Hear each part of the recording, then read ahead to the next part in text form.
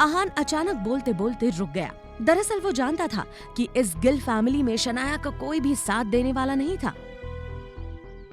शनाया के पापा के हॉस्पिटल में एडमिट होने के बाद से ही उसके कजिन शगुन और शौर्य, जो दादाजी के सामने शनाया को नीचा दिखाकर उसके हिस्से का बिजनेस भी हड़पना चाह रहे थे, इन सब से उससे बचाने वाला पूरे घर में सिर्फ आहान ही था।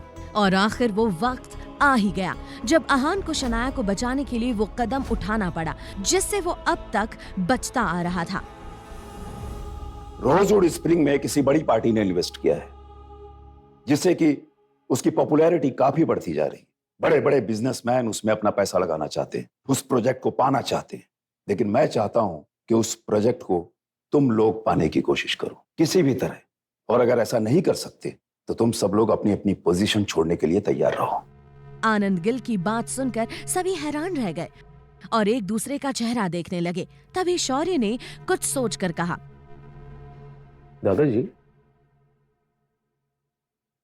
शनाया के पापा यानी शेखर अंकल, उनके अंडर में काफी सारे इंजीनियर्स की टीम है और अभी शेखर अंकल शहर से बाहर है। तो मेरा मानना यह था कि अगर वो इंजीनियर्स की टीम मेरे अंडर में आ जाए तो इस प्रोजेक्ट को हासिल करने में बहुत आसानी हो जाएगी मेरे लिए। और अगर आप किसी को ऑब्जेक्शन है तो आप लोग बोल सकते हैं। कई लोगों की सहमति देखकर आनंद गिल ने वो टीम शौर्य के हवाले कर दी।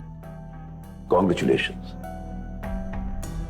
थैंक यू दादाजी। आनंद गिल ने सबको अपनी पोजीशन छोड़ने की जो धमकी दी थी उसका असर सीधा शौर्य पर पड़ा था। शौर्य सोच रहा था कि क्यों ना वो डील हासिल करके अपने दादाजी का विश्वास और जीत ले और शनाया को कंपनी से बाहर कर दे।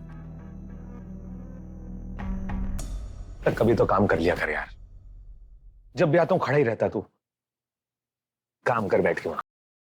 कुछ सोचकर शौर्य ऑफिस के बाहर आया और रोजवुड स्प्रिंग के सीईओ हर्ष मेहरा को फोन लगा दिया। सर, मैं गिल कंस्ट्रक्शन से शौर्य बात कर रहा हूं। आपकी कंपनी में बिल्डर के तौर पर काम करने के लिए मैं आपका प्रोजेक्ट हासिल करना चाहता हूं। कौन है तू? और इस तरह से फोन पे प्रोजेक्ट? मतलब दिमाग से पैदल है क्या? समझता क्या है अपने आप को? एक काम कर, कल मेरे ऑफिस आ जाना। वहां बाकायदा प्रेस कॉन्फ्रेंस का इंतजाम कर रखा है मैंने।